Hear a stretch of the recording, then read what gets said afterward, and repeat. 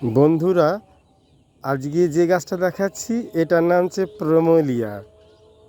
এই গাছটা সারা বছরই ফুল থাকে, বিশেষ যত্নের প্রয়োজন হয় না, অথচ ফুলগুলো দারুণ গুচ্ছ গুচ্ছ। দেখো সাদা আর ভিতরে একটু হলুদ টাইপের। পাতাগুলো দেখো কি সুন্দর, পাতাগুলো যেন শিমুল পাতার মতো দেখতে, কিন্তু তা নয়।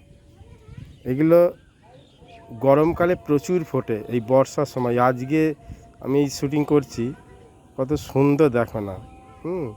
কিন্তু আমি সব সময় দেখি প্রায়ই ফুল ফোটে এটা। অনেকে নিত্য পুজোর জন্য এই গাছের ফুল নিয়ে পুজো করতে পারে। আর খুব হার্ডি গাছ। এই গাছ ডাল কেটে বসিয়ে দিলেও হয়ে যায়, যে বিশেষ যত্নের প্রয়োজন হয় না, মাঝে মাঝে জল দিলেই হবে। ঝাড় করে করলে গোটা গাছ সাদা হয়ে যাবে।